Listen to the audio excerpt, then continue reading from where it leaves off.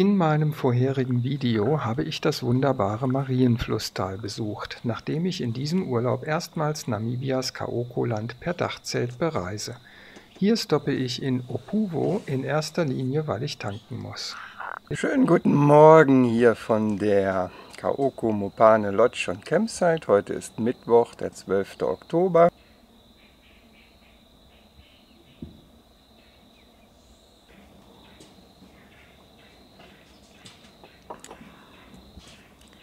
Nirgendwo schmeckt ein Instant-Kaffee so gut wie in Afrika. Ich weiß nicht, ob ich es schon mal erwähnt habe. Ja, und heute will ich wieder etwas weiter in den Norden fahren. Ich befinde mich ja jetzt hier in der Nähe von Opuwo und werde zunächst auf der C43 D3700 über die kleine Siedlung Epembe zu den Epupa Falls fahren, wo ich natürlich auch stoppen werde. Danach brauche ich dann nur noch ca. 30 Kilometer östlich fahren und dann werde ich das Camp Corny erreichen, das direkt am Kunene River liegt.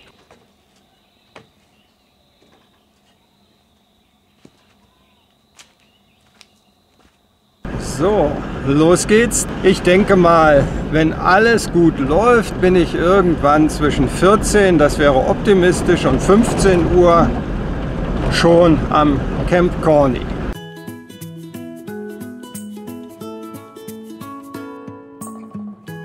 Nachdem gestern nicht mein stärkster Tag war, was das Filmen angeht, bekommt ihr heute auch ein paar Eindrücke von Opuwo. In dieser Region ist Opuwo die mit Abstand größte Stadt. Viele Menschen sind unterwegs, oft in traditioneller Himba- oder Herero-Kleidung. Es gibt mindestens 4 Tankstellen, dazu Einkaufsmöglichkeiten, Geldautomaten und Autowerkstätten. Epupa Falls, 180 Kilometer. Ich habe jetzt Opuwo verlassen. Die C43 hier ist jetzt wieder auf Schotter gewechselt.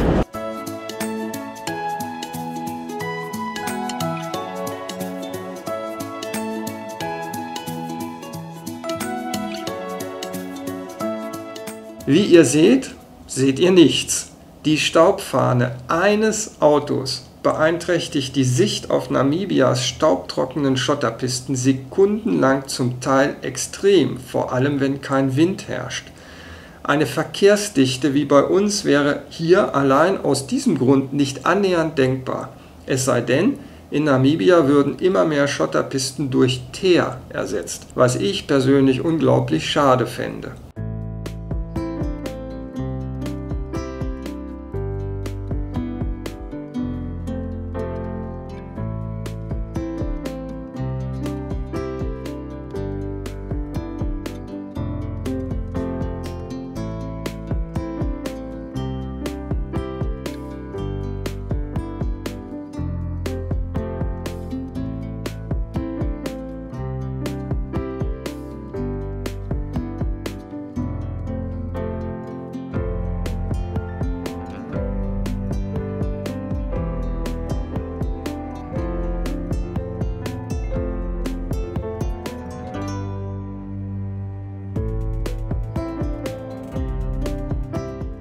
Die Straße hier, diese C43, ist eine sehr, sehr gute Gravel Road, sehr gute Schotterstraße, also so gut wie keine Bodenwellen.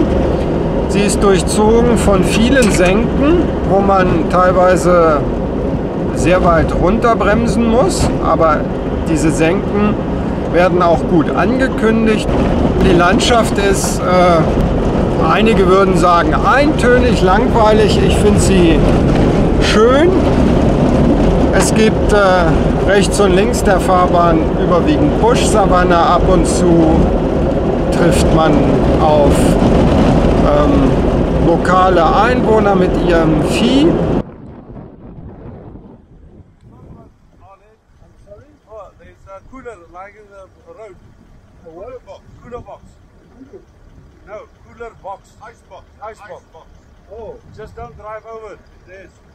Da scheint jemand seine Kühlbox verloren zu haben. Okay. Okay, thank you very much. Thank you. Ja, Sie haben mich gewarnt, ich soll vorsichtig fahren und drumherum fahren. Mal gucken, wann Sie... Oh, ich sehe Sie schon. Oh.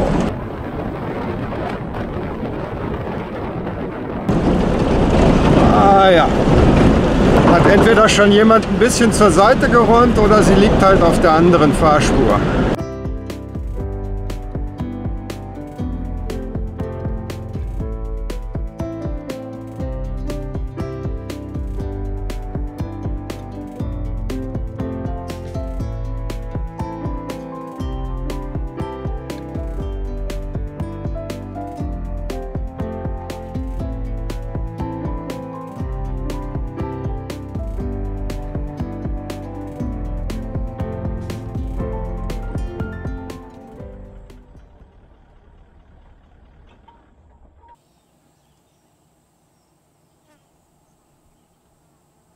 Ungefähr 30 Kilometer vor Epupa Falls habe ich mir mal ein Trockenflussbett mit einem großen Baum, der ein bisschen Schatten spendet, ausgesucht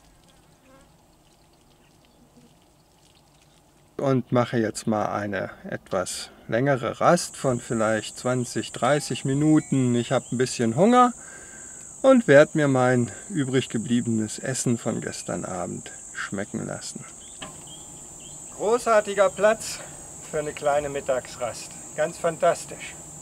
Bisschen Schatten, Ruhe, viele verschiedene Geräusche der Vögel. Was kann es Besseres geben? Und ein kaltes Wasser.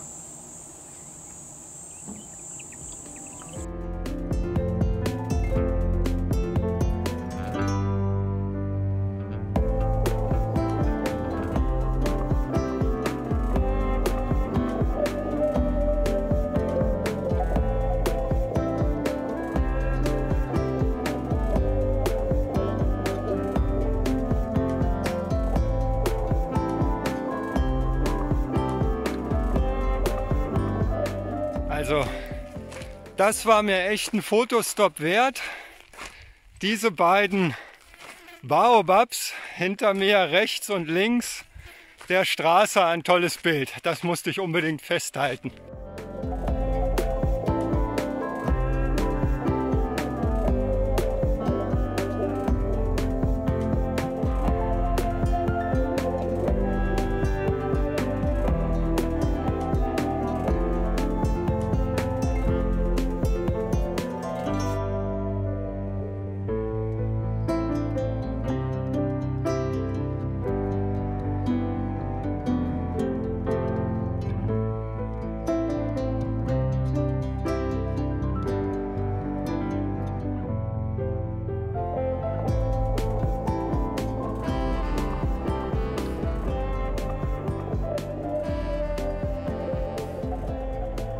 Hallo aus Epupa Falls.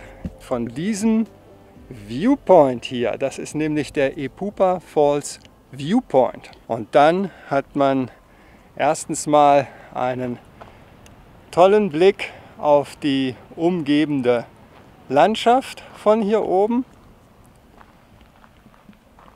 Und dort sind die Epupa-Fälle und die zeige ich euch jetzt.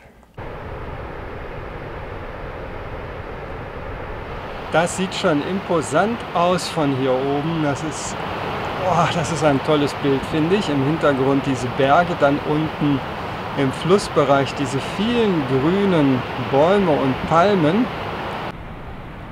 Schön gemacht hier.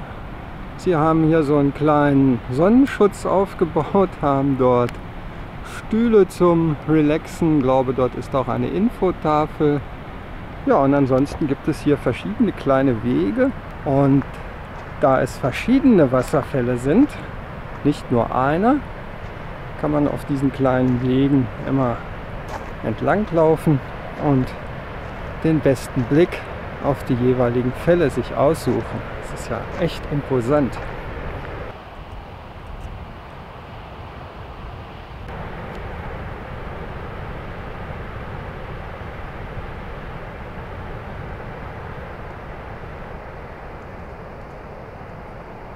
Ist ein schöner Platz hier, aber für meine Zwecke reicht's. Dieser kurze Einblick hier in die Epupa Falls. Ich hoffe, es hat euch gefallen. Ich werde jetzt dem jungen Pärchen noch eine Tasse kaltes, frisches Wasser anbieten. Und dann fahre ich weiter in Richtung Camp Corny.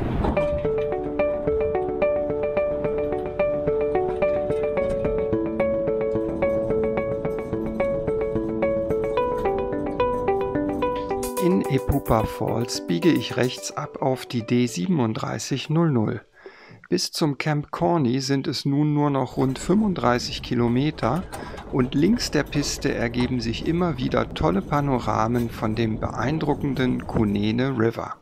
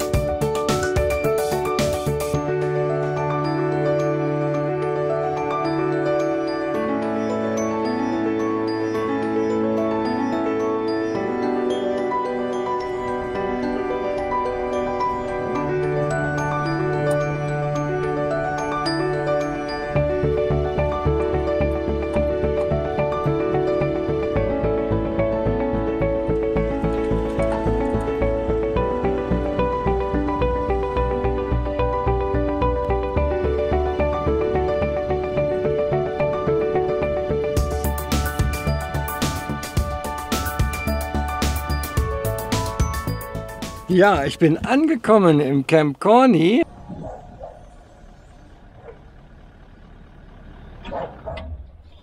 Ich bin der einzige Gast hier, beide Nächte, die ich jetzt hier verbringen werde. Wenn ich möchte, kann ich sogar noch eine dritte dranhängen. Das Camp Corny hier hat 3 Campsites. Und ich habe mich für die Nummer 3 entschieden und da fahren wir jetzt gemeinsam hin.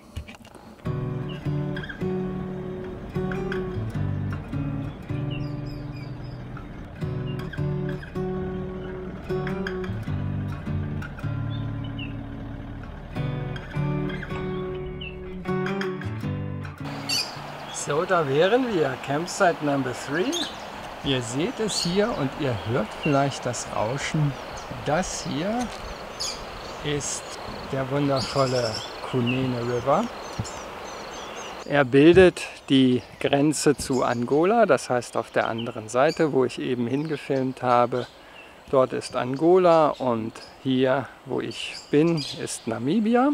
Dann zeige ich euch jetzt ein bisschen mehr von diesem wundervollen Platz. Dort hinten, wo die Nummer 3 am Baum steht, da befindet sich ein Waschbecken, eine Spüle, dort kann ich sauber machen, ein Mülleimer. Und hier ist mein sogenannter Ablution Block. Geht hier rein, hat hier eine Lampe, sogar eine Matte. Hier ist dort auch noch ein Licht, ein Spot. Dann hat man hier die Toilette und dort in der Ecke befindet sich die Dusche. Gibt sogar hier offensichtlich Seife und hier gibt es auch noch ein kleines Waschbecken und sogar einen Spiegel. Kann ich mich mal wieder rasieren, ich habe es nötig. Und ja, mein Plan ist, dass ich hier tatsächlich mein Zelt jetzt aufbaue, direkt am Fluss. Steini, mein Freund, falls du diese Stelle des Videos jetzt siehst, ein Streichholz, trotz starkem Wind, keine Anzünder und vor allen Dingen kein Gasbrenner.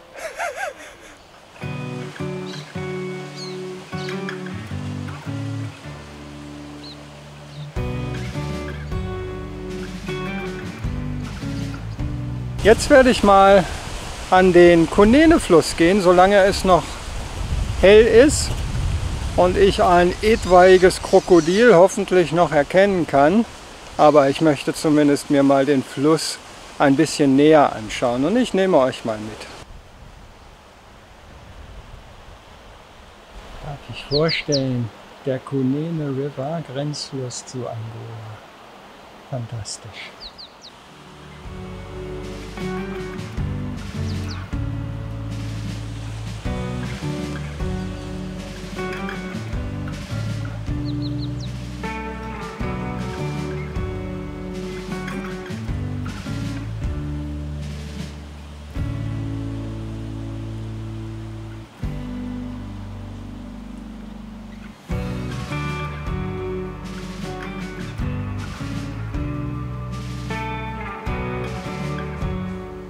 Ich will euch gerne mal ein bisschen mehr über das Auto erzählen. Das soll jetzt keine lange Story werden, aber vielleicht mal, wenn ihr noch keine Erfahrung habt, dass ihr so ein bisschen ein Gefühl dafür kriegt, was neben dem Dachzelt noch so alles an Camping-Equipment hier im Auto ist. Ich fange mal an mit dem für mich wichtigsten Teil. Das ist hier diese elektrische Kühlbox.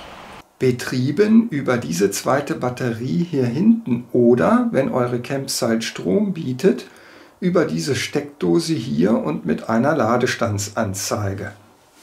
Dreckiges Geschirr und Besteck könnt ihr hier drin abwaschen. Ich habe 2 Gasflaschen mit jeweils 3 Kilogramm Inhalt, die hinten links verstaut und mit Gurten festgezurrt und gesichert werden. Die zweite Gasflasche habe ich noch gar nicht gebraucht. Das hier ist ein Tank für 55 Liter Frischwasser. Der Einfüllstutzen befindet sich auf der anderen Seite. Hinten rechts seht ihr einen kleinen Hahn, aus dem dieses Wasser entnommen werden kann. Das Auto verfügt über 2 solche lange Schubladen. Rechts in der geschlossenen verstaue ich das Stromkabel für die Kühlbox, das untere Teil der Leiter und die Stangen für die Spannung am Dachzelt, von denen es 4 Stück gibt, für jede Seite des Zelts eine Stange. In der anderen Schublade habe ich zunächst mal eine Tasche mit allen möglichen Bestecken, von denen die wichtigsten wie Messer, Löffel, Teelöffel und Gabeln jeweils in 4-facher Ausfertigung vorhanden sind. Wie ihr seht, fehlt es hier an absolut nichts. Auch Salz, Pfeffer, Streichhölzer, kleine Handtücher und ein Spülschwamm sind im Equipment enthalten. Dazu gibt es jede Menge Töpfe, ein großes Schneide- und Arbeitsbrett und 2 Aufsätze mit Schraubverschluss für die Gasflaschen, um darauf einen Topf oder den Wasserkessel zu stellen. Ja, das ist eigentlich so das Wichtigste. Ich finde, da ist alles bei, was man braucht. Also ich habe jetzt hier nichts, was ich irgendwie vermissen würde, was ich hätte einkaufen müssen. Außer natürlich die Nahrungsmittel und Getränke selbst. Aber ansonsten ist das eine tolle Ausstattung, alles was man braucht. Hi Jan! Yes, but unfortunately I think I have a flat tire. Ich zeige meinem Gastgeber Jan meinen platten Reifen. Er verlor langsam immer mehr Luft. Sofort bietet er mir für morgen früh seine Hilfe beim Wechseln an. Ja, der Grund, warum ich so früh schon ein Feuer anmache, es ist jetzt 17:30 Uhr ungefähr. Und zwar hat mir der Jan, mein Gastgeber, ein Brei-Pack, also ein Grillpack, hierher gebracht. Und dann hoffe ich, dass ich in einer Stunde ungefähr eine schöne Glut habe gegen 6:30. Dann ist es auch noch ein bisschen hell. Und dann werde ich Fleisch essen, wie sich das gehört in Namibia. Jebo!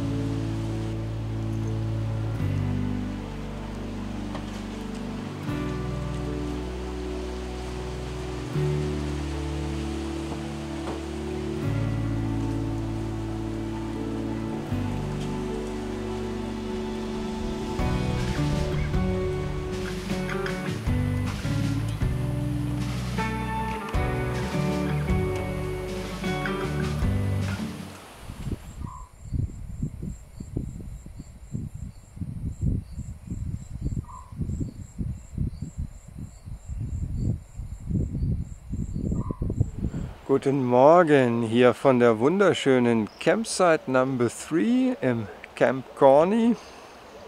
Es sieht so aus, als hätte ich, es sieht nicht nur so aus, es ist so, ich habe einen Platten. Hinten links, gestern hat es sich schon angedeutet, da sah es so aus, dass der Reifen langsam Luft verliert und jetzt ist er komplett platt.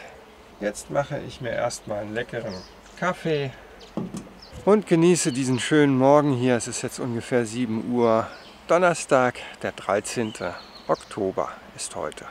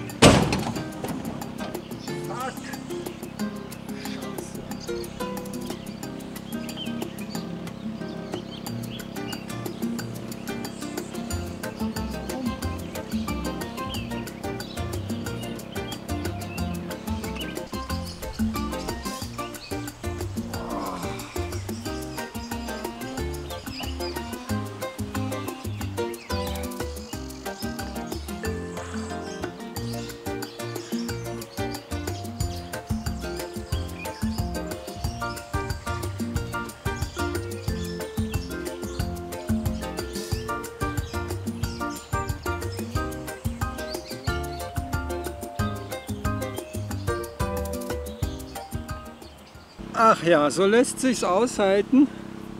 Ich habe es mir hier gerade mal gemütlich gemacht. Ich habe heute Morgen den Alex aus England wieder getroffen. Looks like my cycling friend from England. I wondered if it was going to be you. You said that was a German guy. Den Alex habe ich in der Kaoko Mopane Lodge and Campsite erstmalig getroffen. Maybe you say hello to YouTube. Und das Besondere an Alex ist, Alex ist aus England und er ist mit seinem Motorrad hier unterwegs. If you're fine with it. Yeah, hello. Nice. I'm Alex Overland. I'm on my KTM 990 from England to India, but I got lost, so I'm now in Africa. Nice to meet you again, Alex. Hi. Hi. Wir haben uns nett unterhalten, haben unsere WhatsApp-Nummern ausgetauscht und wir haben festgestellt, dass wir beide einen YouTube-Kanal haben, wo wir unsere Reiseerfahrungen teilen. Die Kanäle haben wir auch gemeinsam getauscht.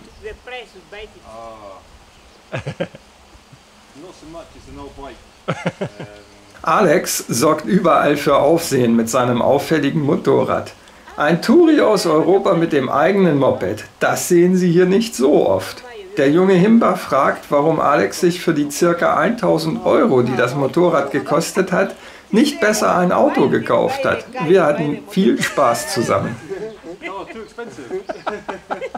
Because we have to, because it's from England, I have to import it to every country. So if it's a car, it's very expensive.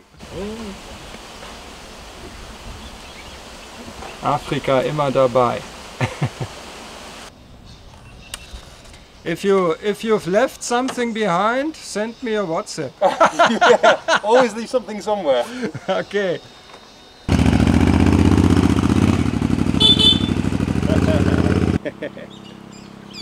Ja, ansonsten, der Tag geht schneller vorbei, als ich dachte. Ja, und jetzt sitze ich hier, chille ein bisschen. Bei dieser hübschen Echse handelt es sich um eine Siedleragame. Es ist ein dominantes Männchen, das sich in der Sonne aufgewärmt hat. Deshalb sind in diesem Moment seine Farben so kräftig und ausgeprägt.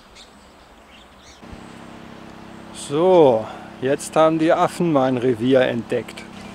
So putzig wie die auch sind, aber ich glaube, jetzt ist es mit der Ruhe und Unbekümmertheit hier vorbei. Ich denke, ich muss jetzt alles ein bisschen mehr sichern hier. Zumindest wenn ich nicht direkt neben meinem Auto bin. Ja, Besucher.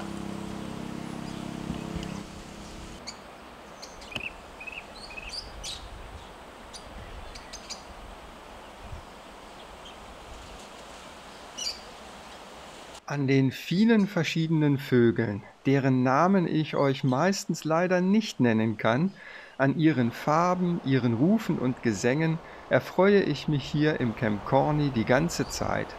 Dazu das beruhigende Rauschen des Kunene Rivers. Hier kann man es wirklich aushalten.